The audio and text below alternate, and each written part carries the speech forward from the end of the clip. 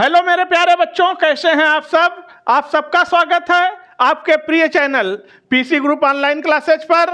आज हम बात करेंगे Aufbau principle, Pauli exclusion principle, Hund rule, जो कि बहुत ज़्यादा इंपॉर्टेंट होता है एटॉमिक स्ट्रक्चर के अंदर और सबसे ज़्यादा पूछा जाता है। तो आइए सबसे पहले वीडियो को स्टार्ट करें। इससे पहले अगर आप चैनल पर नए हैं तो चैनल को सब्सक्राइब कर दीजिए, वीडियो को लाइक कर दीजिए। देखिए यहाँ लिखा है like and subscribe. Aufbau principle क्या होता है? अबाउ प्रिंसिपल, अबाउ कहाँ का वैज्ञानिक था? जर्मनी का था, इंग्लैंड का था, अमेरिका का था। अबाउ कहाँ का वैज्ञानिक था? भैया अबाउ वैज्ञानिक था ही नहीं। अबाउ कोई वैज्ञानिक नहीं है, कोई साइंटिस्ट नहीं है। अबाउ तो एक जर्मन का वर्ड है, एक शब्द है जर्मन का, जिसका मतलब होता है filling of electron in the increasing order of their energy. किसी भी सबसेल में इलेक्ट्रॉनों को ऊर्जा के बढ़ते हुए क्रम में भरना, इसका यही मतलब होता है। यानी सबसे पहले इलेक्ट्रॉन कम ऊर्जा स्तर वाले सबसेल में जाएगा, सेल में जाएगा, फिर उससे ज़्यादा वाले में जाएगा, फिर उससे ज़्यादा एनर्जी वाले में जाएगा। यानी कम एनर्जी में पहले, ज़्यादा एनर्जी में बाद में इलेक्ट्रॉन भरा जाएगा। यानी अगर हम बात करें, यह अबाउ का आप डायग्राम देख रहे हैं, बहुत सिस्टमेटिक डायग्राम बना लीजिएगा। सबसे पहले 1 2 3 4 5 6 यस यस यस बना दो, फिर 2p 3p 4p 5p 6p बनाते चले जाओ, फिर 3d 4d 5d 6d बनाते चले जाओ, फिर 4f 5f 6। इस तरह से अगर आप सिस्टमेटिक बना देंगे तो आप जब डायगोनल पर लाएंगे तो ये एक दूसरे से आसानी से कट जाएंगे। देखिए बिल्कुल डायगोनल पर आ जा रहा है, ठीक है। अब आपको करना क्या है, जो आप तीर देख रहे हैं, पहले इलेक्ट्रॉन 1s में जाएगा, 1s से यहीं से घूम जाना, फिर 2s में, फिर यहीं से घूम जाओ, फिर 2p में, फिर 3s में, फिर पीछे चले जाओ, 3p 4s, हमेशा पीछे से आगे आएंगे, हमेशा इस तरह से इलेक्ट्रॉनों को फिल करते हैं अबाउ में। और हमेशा अगर हम दिखाएं आपको तो सबसे पहले इलेक्ट्रॉन जाएगा, यानी सबसे पहले इलेक्ट्रॉन जाएगा 1s में, फिर 2s में, फिर 2p में, देखिए 1s में, फिर 2s में, फिर 2p में, फिर 3s में, फिर पीछे जाइए 2p में, फिर 4s में, 4s में, इसके बाद 3d में, इसके बाद 4p में, फिर 5s में, फिर 4d में, फिर 5p में, फिर 6s में, फिर 4f में, फिर 5d में, फिर 6p में, एंड सो ऑन। इस तरह से इलेक्ट्रॉनों की फिलिंग करेंगे। जैसे मान लो कोई एलिमेंट लेके इलेक्ट्रॉन भरते हैं, सपोज करिए हमने एलिमेंट ले लिया, Fe ले लिया, आयरन, एटॉमिक नंबर 26। तो जब आप छोटे थे तो बोर-बरी के नियम से इलेक्ट्रॉन भरते थे, लेकिन अब आप बड़े हो गए, 12th में आ गए, 11th में आ गए, हायर क्लासेज में आ गए, अब आप अबाउ से इलेक्ट्रॉनों को भरेंगे। 26 इलेक्ट्रॉन भरना है तो कैसे भरेंगे? 1s square, 2s square, 2p6, 3s square, 3p6, 4s square, 3d6।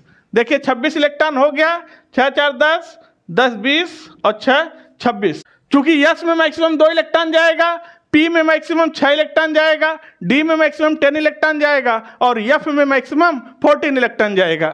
इसी अबाउ से आप किसी का भी इलेक्ट्रॉनिक कॉन्फ़िगरेशन लिख सकते हैं।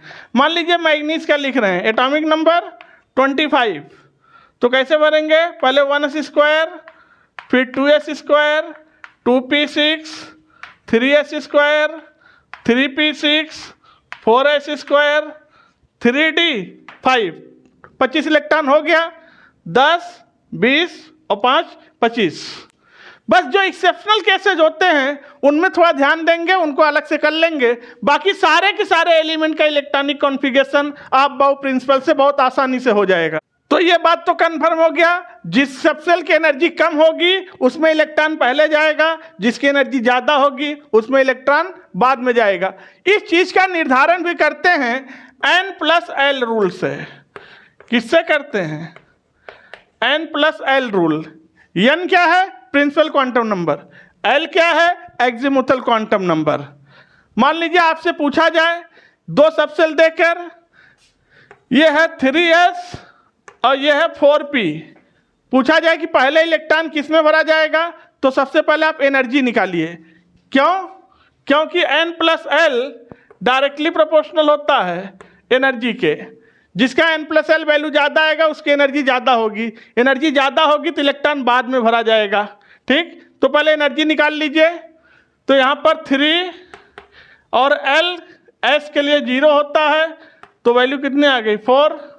यहाँ पर 4 है n की वैल्यू, l p के लिए 1, तो आ गया 5। ठीक, एनर्जी किसकी ज़्यादा है? 4p की ज़्यादा है, तो 4p में इलेक्ट्रॉन बाद में भरा जाएगा। पहले इलेक्ट्रॉन किस में जाएगा? 3s में जाएगा, उसके बाद 4p में जाएगा। इस चीज़ का निर्धारण करते हैं n+l रूल से। और जब कभी n+l दो सबसेल के लिए बराबर आने लगे तब फिर प्रायोरिटी देते हैं n को।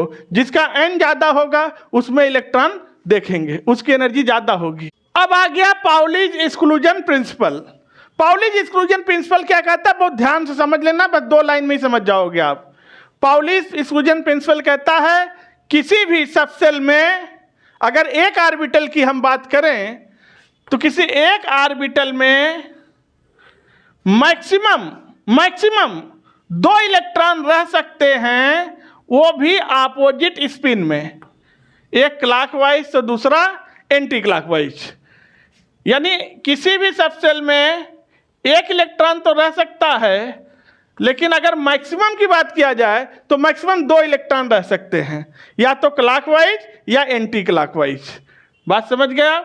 यानी पाउलीज एक्सक्लूजन प्रिंसिपल कह रहा है किसी भी सबसेल में, किसी भी ऑर्बिटल में 2 इलेक्ट्रॉनों के लिए चारों क्वांटम संख्याओं की वैल्यू कभी भी बराबर नहीं आ सकती है। यानी ऐसे ही बोल सकते थे किसी भी ऑर्बिटल में 2 इलेक्ट्रॉनों के लिए 3 क्वांटम संख्या का मान बराबर हो सकता है, लेकिन चौथी क्वांटम संख्या का मान कभी भी बराबर नहीं आएगा। यानी अगर हम बात कहें कि हमारे पास है, यानी अगर हम कहें ये हमारे पास 2s ऑर्बिटल है, इसके लिए अगर हम चारों क्वांटम नंबर्स निकालें तो 3 क्वांटम नंबर की वैल्यू बराबर हो सकती है, लेकिन चौथी कभी बराबर नहीं आएगी। देखिएगा, अगर हम प्रिंसिपल क्वांटम नंबर n निकालें, एक्जीमुथल क्वांटम नंबर l निकालें, मैग्नेटिक क्वांटम नंबर m निकालें और principal spin quantum number s निकालें, तो n की वैल्यू 2 आएगी दोनों इलेक्ट्रॉनों के लिए। ठीक, l की वैल्यू s के लिए 0 होती है तो दोनों इलेक्ट्रॉनों के लिए होगा। अगर l 0 हो गया तो m भी क्या होता है? 0 होता है दोनों इलेक्ट्रॉनों के लिए। लेकिन अगर स्पिन हम निकालें तो स्पिन क्वांटम नंबर 1 आएगा +1/2 क्लॉकवाइज के लिए। इसके लिए जो क्लॉकवाइज है उसके लिए +1/2 और दूसरे के लिए -1/2, इसके लिए जो एंटी क्लॉकवाइज है। तो देखिए 3 क्वांटम संख्याओं की वैल्यू बराबर तो हो गई ले देके, लेकिन चौथी क्वांटम संख्या की वैल्यू दोनों इलेक्ट्रॉन के लिए डिफरेंट आने लगा।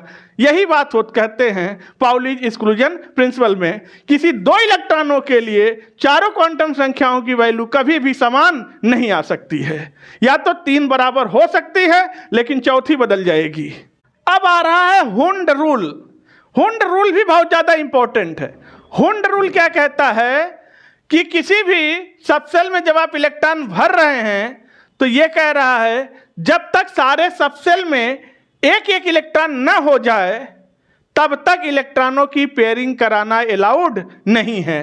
और जो अनपेयर इलेक्ट्रॉन होंगे जो एक एक आप भर रहे हैं उनकी स्पिन भी सेम डायरेक्शन में होनी चाहिए, या तो सारे क्लॉकवाइज हों या सारे एंटी क्लॉकवाइज हों। और जब सारे सबसेल में एक एक इलेक्ट्रॉन हो जाएं तभी इलेक्ट्रॉनों की पेयरिंग कराना अलाउड है। जैसे मान लीजिए हमें पी सबसेल में इलेक्ट्रॉन भरना था, तो वो बोल रहे हैं कि पी में 3 ऑर्बिटल होते हैं, ये आप बचपन से जानते हैं जब से पैदा हुए हैं। अगर इनमें इलेक्ट्रॉन भरना है तो या तो हम ऐसे ऐसे इलेक्ट्रॉन भर सकते हैं, ठीक, या एक तरीका है कि हम इलेक्ट्रॉनों को ऐसे भर कि सबकी स्पिनिंग सेम हो।